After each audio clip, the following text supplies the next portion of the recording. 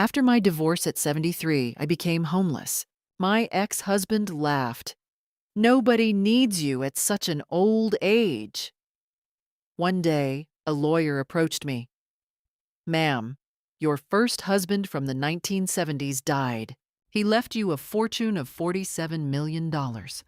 But there's one condition." Good day, dear listeners. It's Clara again. I'm glad you're here with me. Please like this video and listen to my story till the end and let me know which city you're listening from. That way, I can see how far my story has traveled. I never thought that the word homeless would ever apply to me. Not at 73. Not after 41 years of keeping a house spotless, raising children, baking pies on Sundays, and believing, truly, deeply believing, that the man sleeping beside me was my partner for life.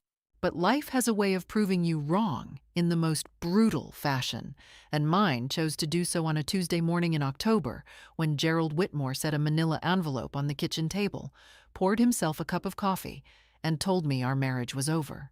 Gerald and I had met in 1981 at a church potluck in Savannah, Georgia. He was a trim, confident man with a salesman's smile and a contractor's hands.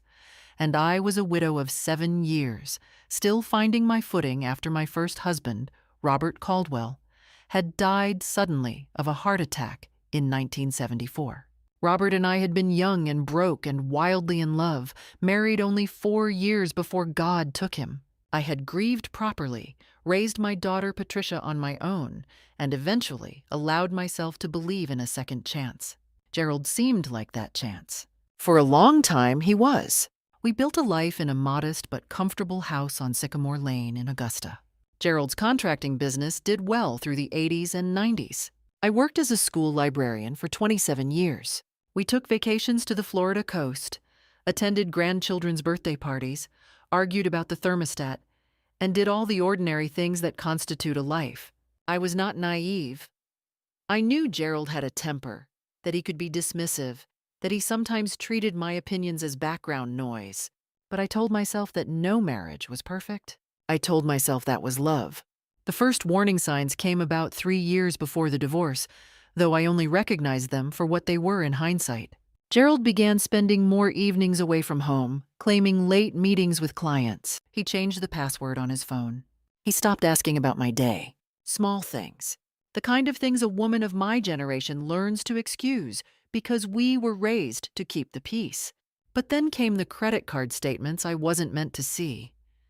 Dinners at restaurants we'd never visited together, a weekend charge from a hotel in Charleston. I asked him once, carefully, not accusingly. He looked at me with a flatness in his eyes that I had never seen before and said, "You're imagining things, Dorothy." Dorothy, that is my name. Dorothy Mae Whitmore, née Collins, formerly Caldwell. And I was not imagining things. The envelope he placed on the table that Tuesday contained divorce papers, already prepared by his attorney. He had been planning this for months while I made his meals and washed his shirts. The divorce itself took 8 months and left me with almost nothing. Our house was in Gerald's name alone, a detail from our early marriage that I had never thought to question. Because why would you question such a thing when you trusted someone? I received a small settlement, enough to cover perhaps 6 months of modest living and my personal belongings. That was all. By January, I was living in a single room at the Magnolia Inn on the edge of town, a tired roadside motel that rented by the week to people in transition, which was a polite word for people who had nowhere else to go. The room smelled of old carpet and mildew. The heater rattled. I was 73 years old, sleeping on a mattress with a spring that poked through the left side, and I cried every night for the first month. Not from self-pity, I told myself, but from sheer disbelief that this was where a lifetime of devotion had deposited me. Gerald, I later heard through mutual acquaintances, had moved his girlfriend, a woman named Rhonda, 54 years old and a former client, into our house on Sycamore Lane within 3 weeks of the divorce being finalized. When Patricia told me this, she also told me what Gerald had said when someone apparently mentioned my name at a social gathering. He had laughed, actually laughed, and said, "Dorothy? She's on her own now. Nobody wants a woman that old." She should have thought about that before she got boring. I sat with those words for a long time. I let them hurt the way they needed to hurt, and then I folded them away somewhere cold inside myself and tried to think about next steps. It was on a Wednesday in late February, gray skies, the smell of rain coming, that I was sitting in the small motel lobby pretending to read a magazine when a man in a dark suit walked through the door and asked the clerk at the desk if there was a Mrs. Dorothy Whitmore staying on the premises. I looked up. He was perhaps 50, with careful eyes and a leather briefcase, and he introduced himself as James Hargrove, an estate attorney from Atlanta. He sat down across from me in one of the cracked lobby chairs, set his briefcase on his knees, and said, "Mrs. Whitmore, I've been looking for you for some time. Your first husband, Robert Caldwell, passed away last month." I stared at him. "Robert died in 1974, I said. He shook his head slowly. "No, ma'am. Robert Caldwell survived. He left Savannah in 1974 under circumstances I'll explain in full. He passed away on January 9th of this year in Portland, Oregon. He left an estate valued at approximately $47 million. He paused. "And you are named as the primary beneficiary." The magazine slipped from my hands. Outside, the rain began. "There is," he added quietly, "one condition." I did not sleep that night. I lay on that rattling mattress in room 11 of the Magnolia Inn and stared at the water stain on the ceiling and tried to arrange the facts into something that made sense. Robert Caldwell. My Robert, the boy who used to bring me wildflowers from the roadside because he couldn't afford a florist. The man who had kissed my forehead the morning he supposedly died, had not died. He had left. And for 50 years, he had lived an entirely different life, somewhere in the Pacific Northwest, apparently building a fortune while I had grieved him, buried an empty coffin in my heart, remarried, grown old, and ended up in this room. The question that kept circling back was not even the inheritance. It was simpler and more devastating. Why? Why had Robert faked his death or disappeared, or whatever the truth turned out to be? What had I done or not done that made a man choose to vanish rather than simply leave?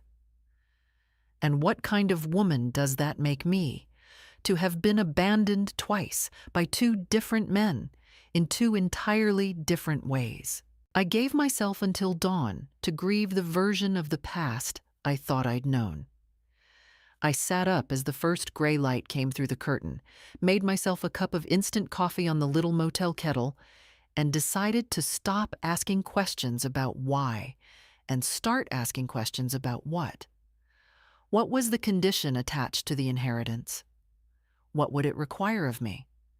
What were my actual options here? Mr. Hargrove had given me his card and said he would return the following morning. We had agreed on 10 o'clock.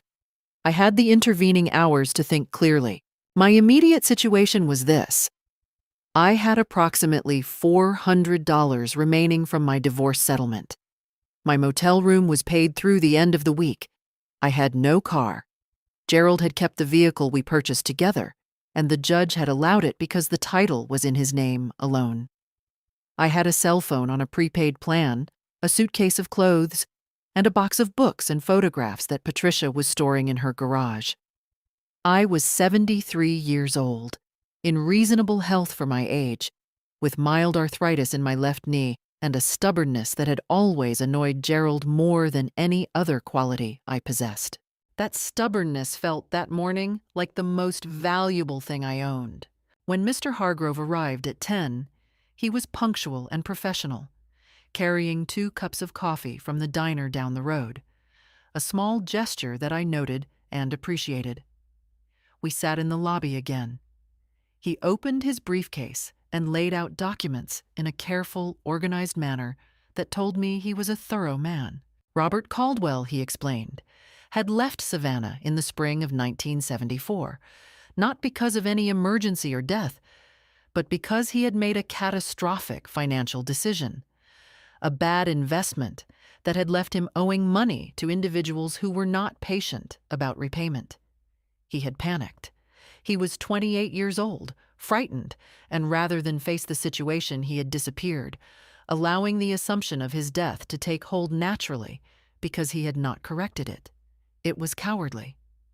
Mr. Hargrove said this word plainly and without apology on Robert's behalf. Cowardly. Robert had eventually rebuilt his life in Oregon under a variation of his name, going by his middle name, James, and using his mother's maiden name professionally. He had entered the timber industry, made shrewd investments over decades, and died a wealthy man. He had never remarried. He had, according to documents in his estate files, kept a single photograph of me throughout his life. The condition of the inheritance was this: because Robert had legally died without a death certificate ever being formally issued, and because the legal complexities of his disappearance created a probate situation that required verification, I would need to formally attest to my identity as his original wife and lawful spouse at the time of his disappearance, submit to a review of our original marriage documents, and participate in a probate hearing in Portland within 60 days. If the probate court was satisfied, the estate would pass to me as stated in Robert's will, which had been written 8 years before his death and updated twice since. $47 million. The number still didn't feel real, but the cracked plastic chair beneath me was real, and the $400 in my purse was real, and Gerald's laughter was real. "I'll do it," I said. Mr. Hargrove nodded, as if he had expected nothing less.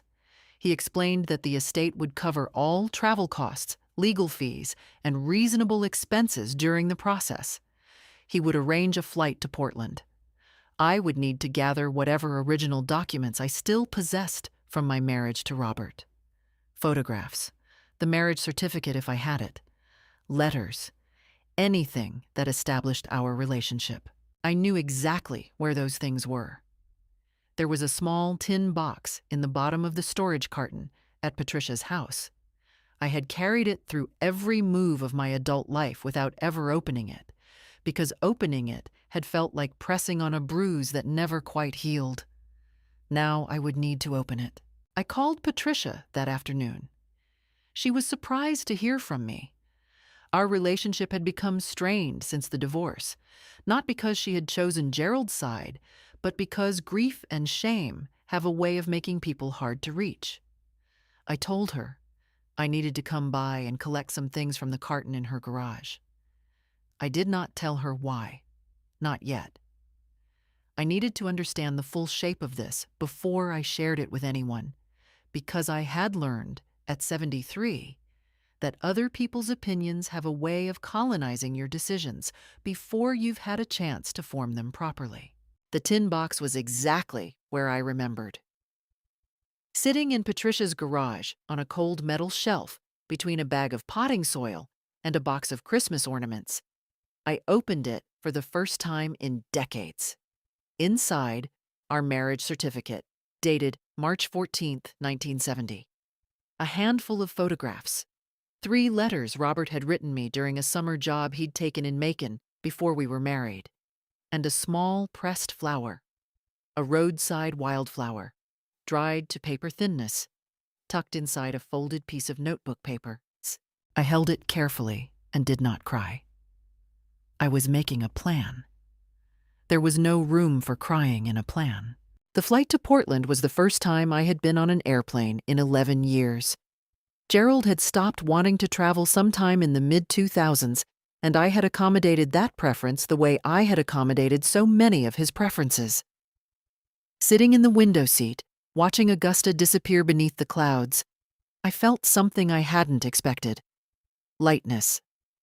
Not happiness exactly, but the particular sensation of a door opening onto a hallway you didn't know was there.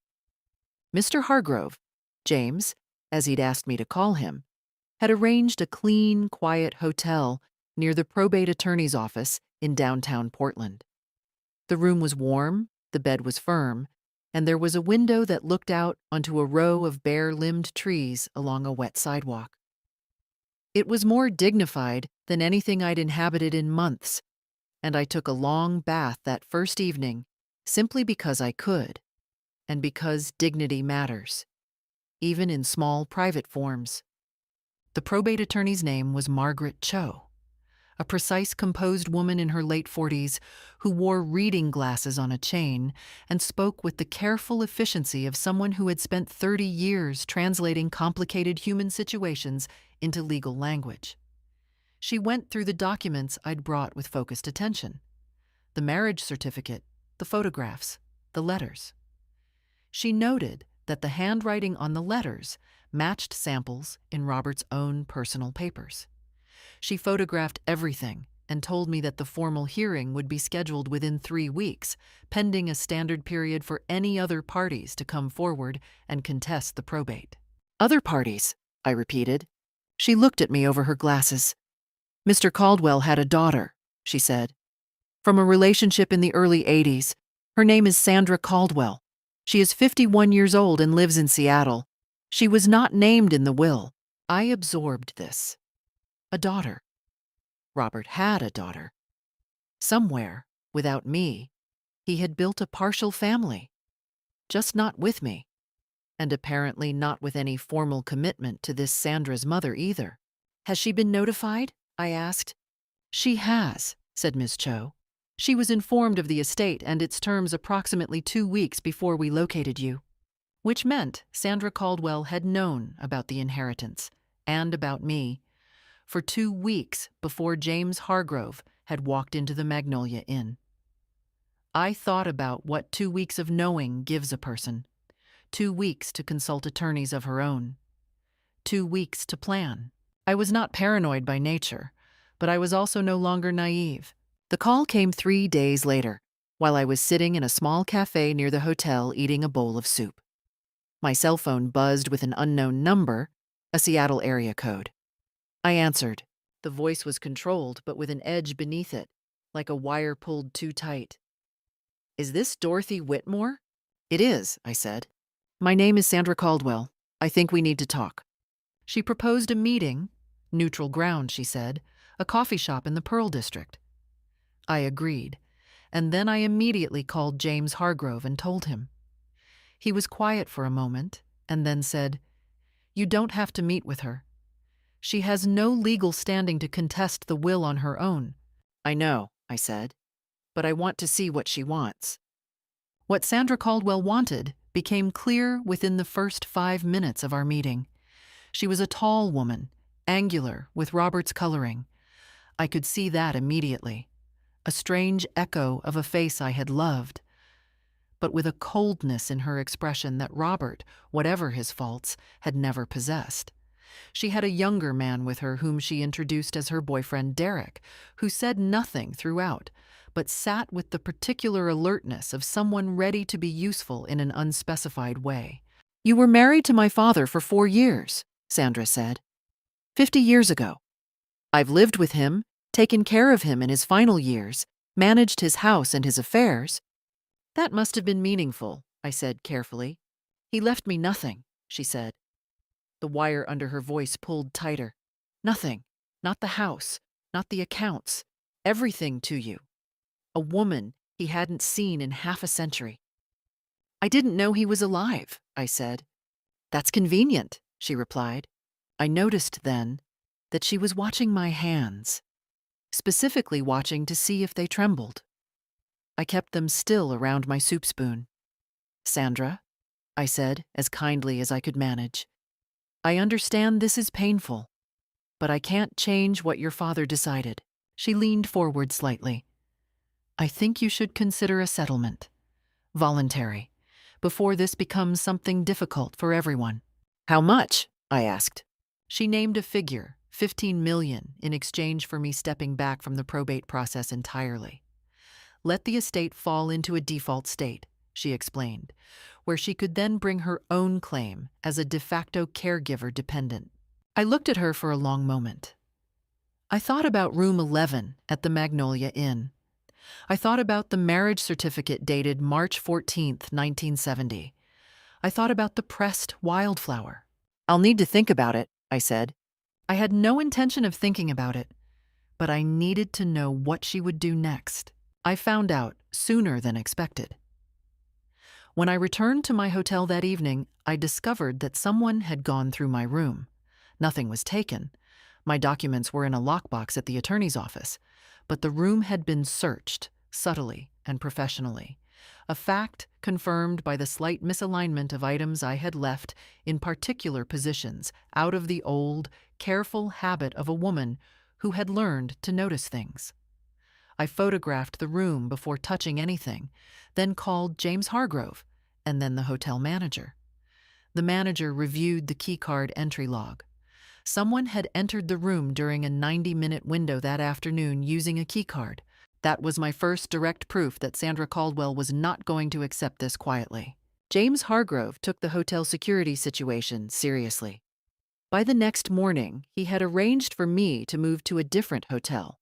Smaller, less conspicuous, paid under the estate's account in a way that wouldn't be easily traced through public records. He also connected me with a local attorney named Paul Reston, who specialized in probate litigation, because it was now clear that Sandra intended to mount a formal contest. My plan, such as it was, rested on 3 pillars.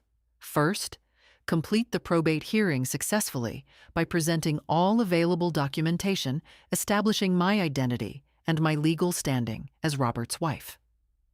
Second, ensure that all evidence of Sandra's interference, including the hotel intrusion, was formally documented and placed into the legal record.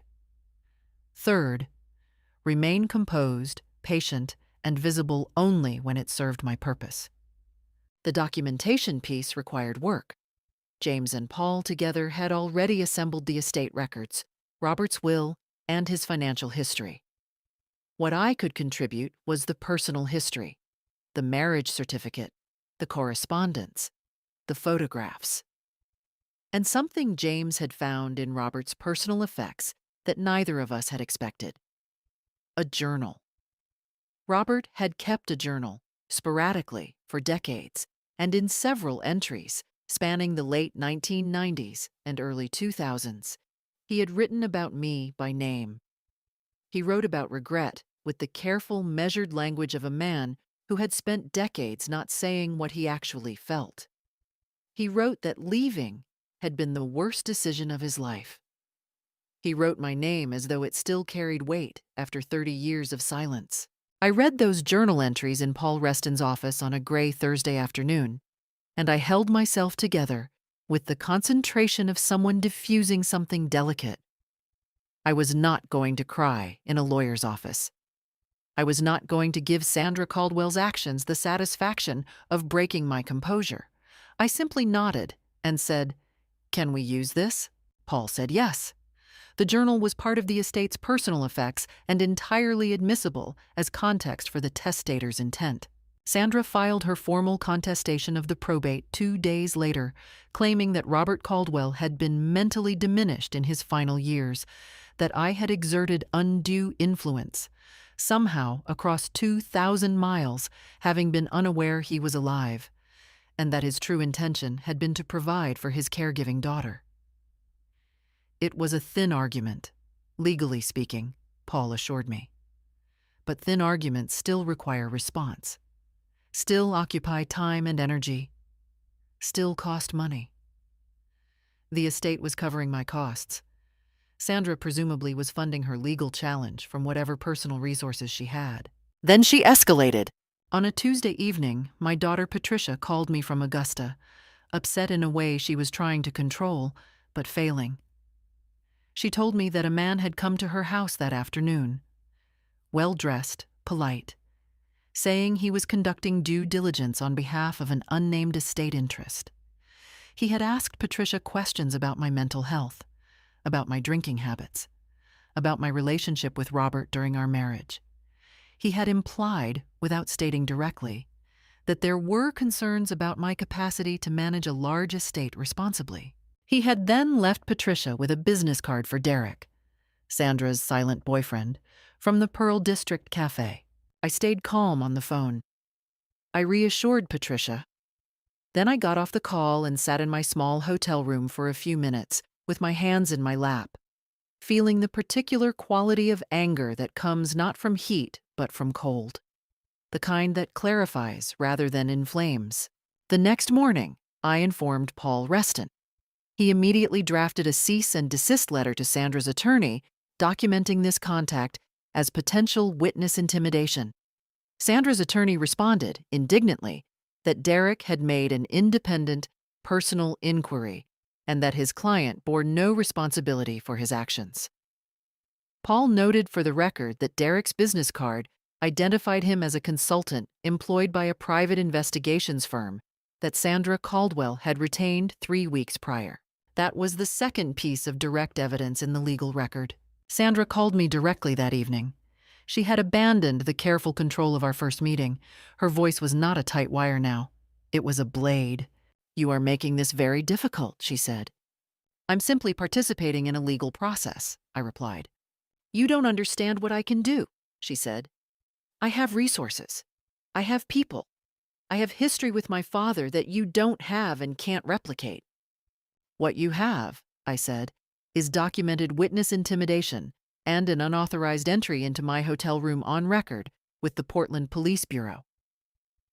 I had filed the report 2 days prior, quietly, on Paul's advice. "I think you should speak with your attorney before you continue this conversation." There was a long silence. Then she said, "You're going to regret this," and ended the call. But she did not contact me again that week, or the week after. In the silence that followed, I allowed myself a few days of something close to rest, not relaxation exactly. I was not a woman who relaxed easily, and the hearing was still 3 weeks away. But I took walks along the waterfront in the mornings. I ate proper meals. I bought a small notebook and began writing things down. Not strategy, just thoughts. Memories of Robert. The particular way the light fell through the hotel window onto the floorboards at 4 in the afternoon. The fact that I was 73 years old, possibly about to change my life entirely, and still standing. That, I decided, was not nothing. The offer arrived by formal letter, delivered through Sandra's attorney to Paul Reston's office on a Friday morning. It was phrased in careful legal language, but the substance was this: Sandra Caldwell was prepared to drop her contestation entirely in exchange for a voluntary reallocation of the estate. $20 million to me, $27 million to Sandra, with all legal disputes considered settled. Her attorney framed it as a gesture of goodwill, a desire, the letter said, to honor the spirit of reconciliation that Mr. Caldwell himself would surely have wished. I read it twice, slowly, in Paul's office. Then I set it on the desk. Robert Caldwell had not left Sandra Caldwell a single dollar. He had known her. He had lived near her. She had, by her own account, cared for him in his final years. And he had still left everything to me, to a woman he had abandoned half a century ago who had not known he was alive. That was not an accident or an oversight. That was a decision made by a man who had spent 50 years living with a specific regret. $27 million to Sandra Caldwell would be a direct repudiation of that decision. "Tell them no," I said. Paul looked at me steadily. "You understand this may make the hearing more contentious." "I understand. And that Sandra has indicated she intends to bring forward witnesses to Robert's mental state in his final years."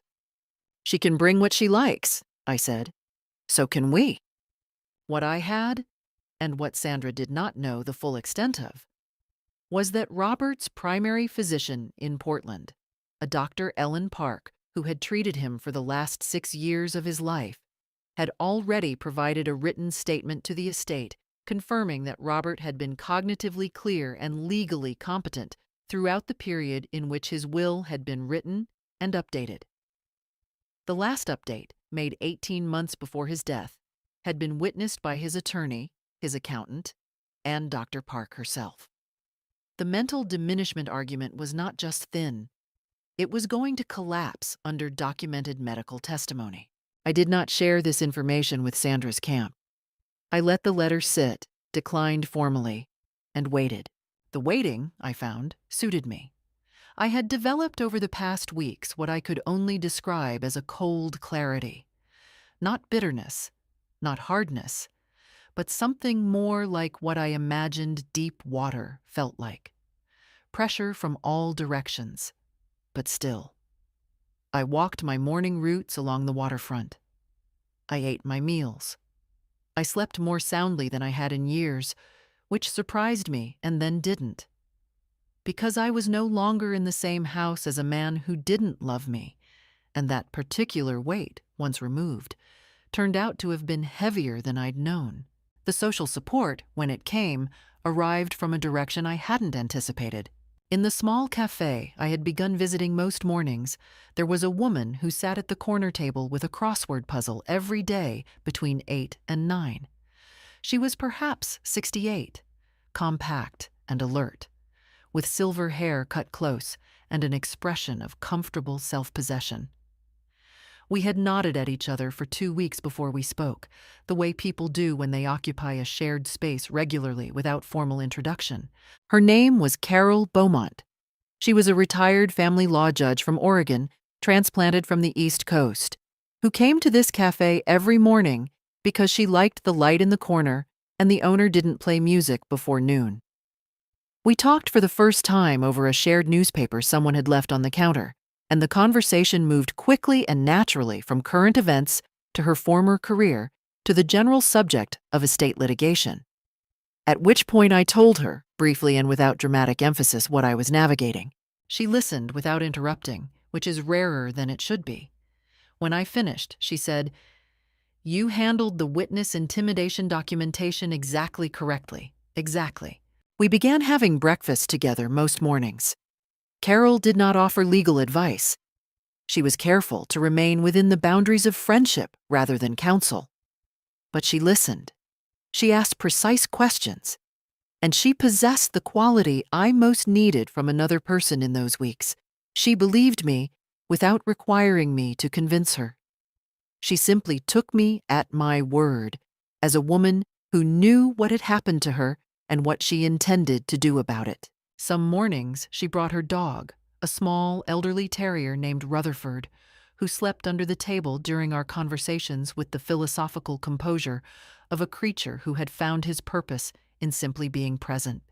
I found I looked forward to those mornings with a feeling I eventually recognized as genuine comfort, the ordinary kind, made of coffee and conversation, and the company of someone who expected nothing from you except that you be honest.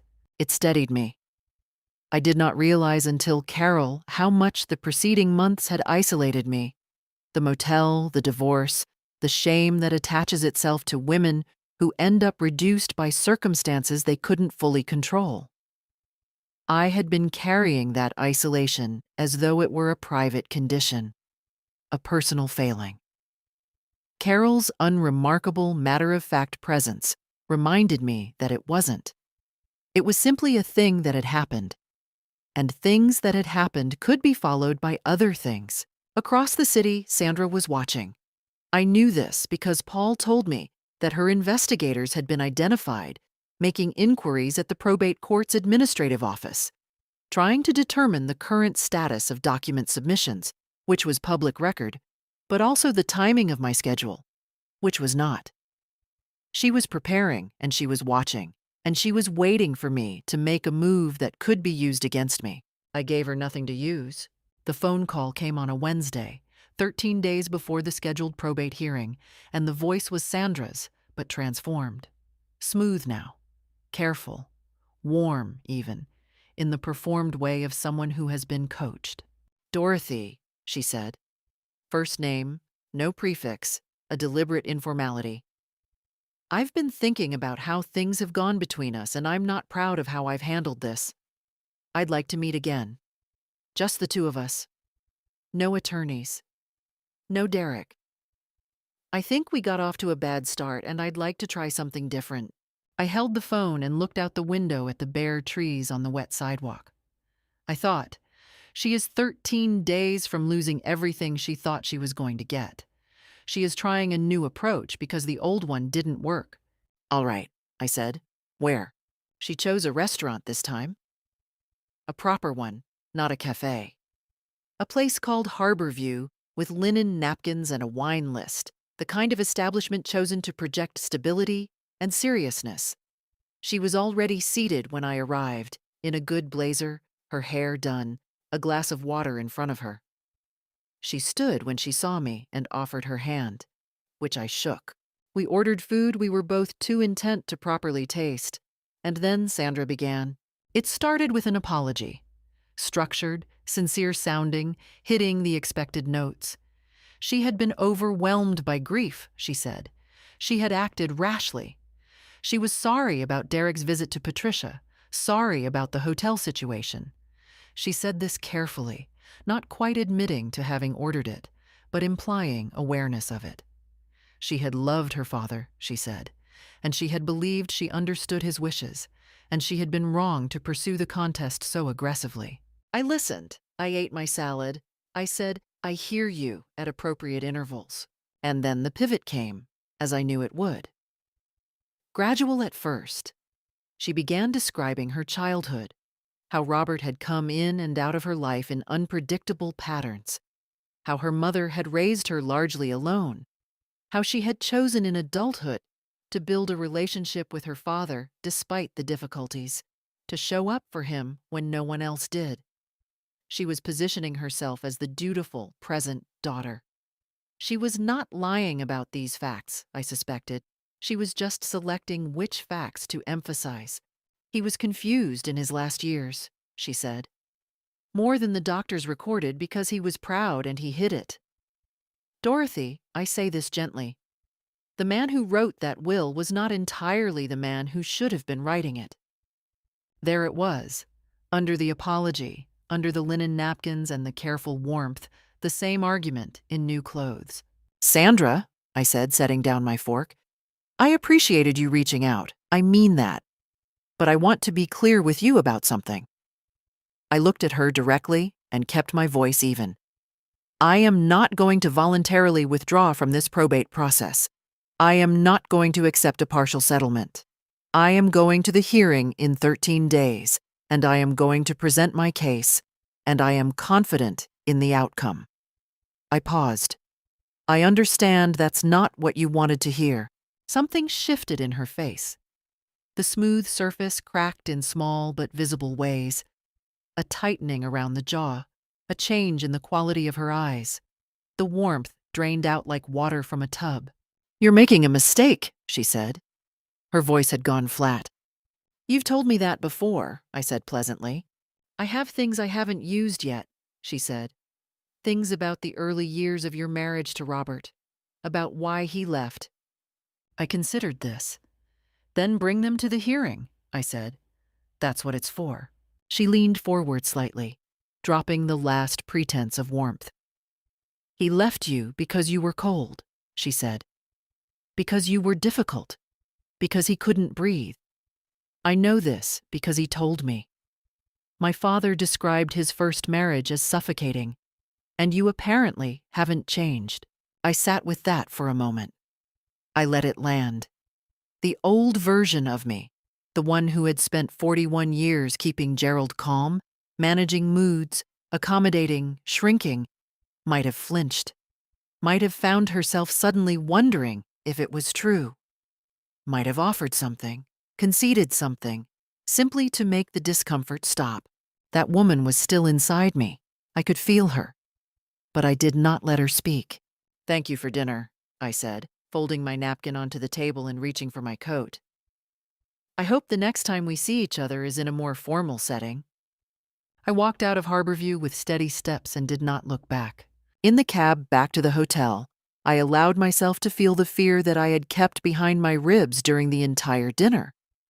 It was real.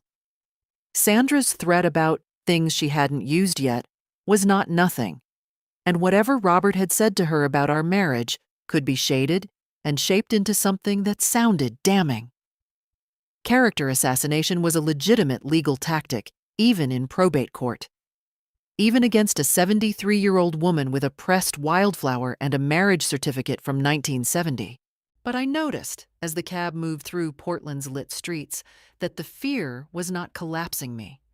It was instead sharpening something, like cold water on a clear morning. I took out my phone and texted Paul Reston. She threatened additional evidence. "We should talk tomorrow." "I'm fine." Then I looked out the cab window at the city moving past, and I breathed, and I held myself together, and I thought, 13 more days.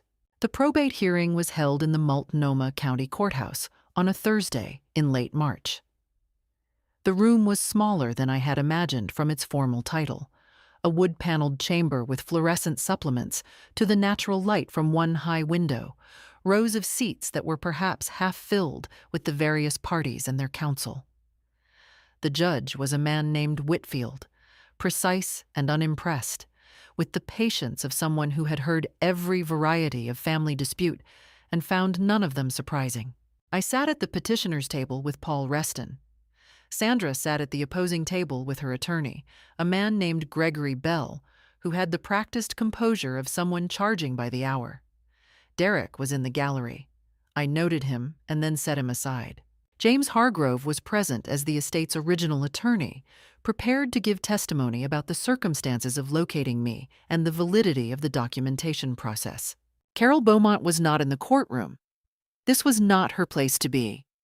But she had made me coffee that morning at the cafe and said, "You know everything you need to know. Just say it plainly." I thought of that. The hearing proceeded with the formal logic of legal process.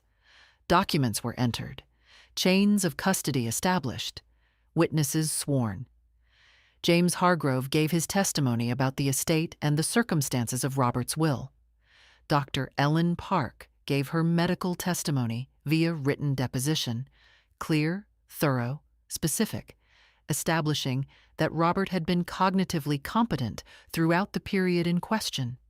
His personal attorney, who had flown in from Portland's East Hills, testified to the circumstances of the will's creation and the 2 subsequent amendments, confirming that Robert had been present, engaged, and explicit about his intentions at each signing. Then Sandra's attorney presented her case. It was, as Paul had predicted, emotionally ambitious and legally fragile.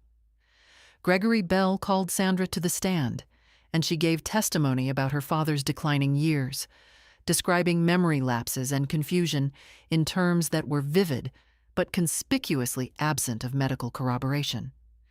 Bell entered into evidence a letter which he claimed Robert had written to Sandra approximately 4 years before his death, expressing doubts about his estate plans. The letter was handwritten. Paul Reston requested time to examine the letter. Judge Whitfield granted it. Paul spent 3 minutes reading it carefully, then approached the bench. "Your Honor, I'd note that the handwriting in this document shows several characteristics inconsistent with samples of Mr. Caldwell's handwriting across multiple documented sources from the same time period, including his journal entries. I'd like to request that this exhibit be submitted for forensic document examination before being admitted." Bell objected. The objection was overruled. Judge Whitfield ordered the letter held pending examination. Sandra's composure across the room fractured in a way that was visible if you were watching for it. Her jaw tightened. She exchanged a look with Derek in the gallery. A brief, charged look that said something had gone wrong that they had counted on going right. Then it was Paul's turn for cross-examination of Sandra. He was precise and unhurried.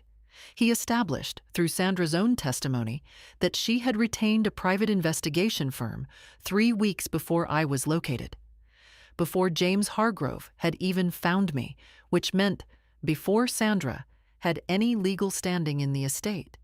He asked her calmly why she would retain investigators before the estate's primary beneficiary had been identified. She said it was routine due diligence. He asked who had authorized access to my hotel room on the specific evening in question. She said she didn't know what he was referring to. He entered the hotel's keycard log and the Portland Police Bureau report into evidence without comment. He asked her to confirm the date on which Derek had visited my daughter Patricia in Augusta. She confirmed it, apparently believing she was clarifying something. She had just confirmed on the record that a person in her employ had contacted a witness in another state during active probate proceedings. He asked her to describe, in her own words, the nature of the dinner meeting she had arranged with me 13 days prior, and specifically whether she had represented at that time that no attorneys would be present. She confirmed this. He then asked whether, under Oregon probate rules, parties to an active legal dispute are advised by their counsel not to engage in ex parte settlement discussions without attorney representation present. Her attorney objected, sustained on that specific point. But the pattern was in the record. Then Sandra made the mistake that I think she had been building toward for weeks without knowing it. Perhaps it was the accumulated stress, or the realization that the letter was likely going to fail forensic examination, or simply that controlled anger has a way of eventually insisting on release. She turned slightly from Paul Reston's questioning and looked directly at me across the room. She was a cold, controlling woman who drove my father away, she said. Not in response to a question, simply said, "Into the record." Judge Whitfield looked up from his notes. Paul Reston did not move or react. He simply waited. "That is not responsive to any question before you," Judge Whitfield said to Sandra, with a particular careful flatness that was more devastating than anger would have been. "She doesn't deserve this," Sandra said, and her voice had climbed. "He hadn't seen her in 50 years. She meant nothing to him. He told me." "Ms. Caldwell," said the judge, "you will confine your remarks to questions asked by counsel." Bell was on his feet, hand on Sandra's arm, murmuring. Sandra sat back, breathing hard. Derek, in the gallery, had gone very still.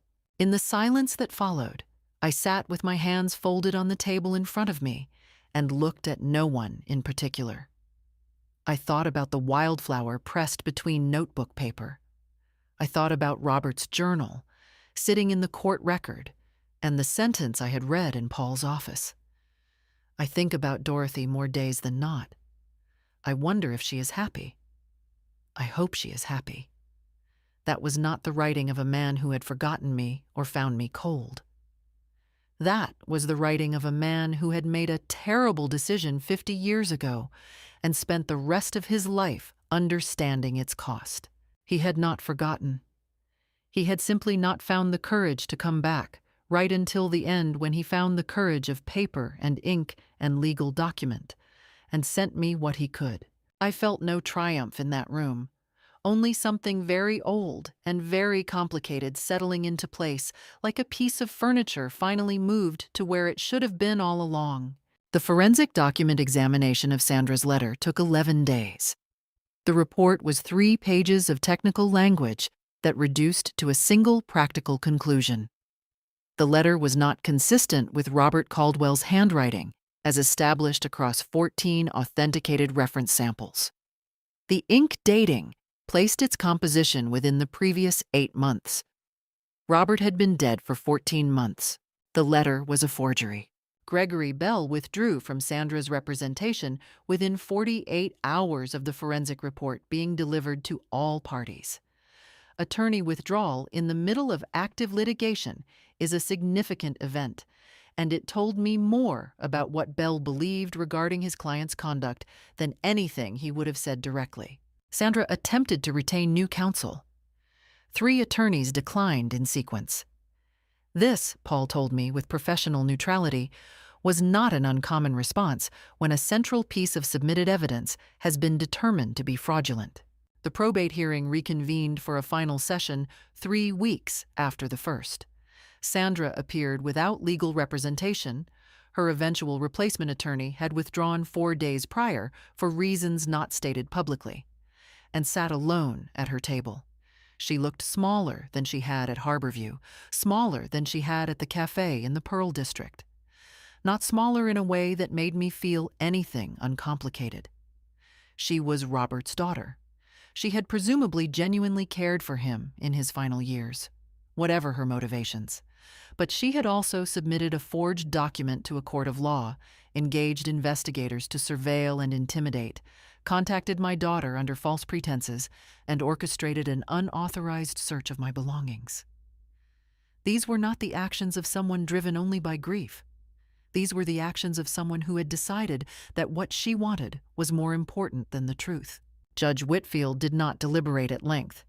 The estate's legal standing was clear, the documentation was thorough, the medical testimony was uncontested, and the only challenge to my standing had been built on evidence that had failed forensic examination.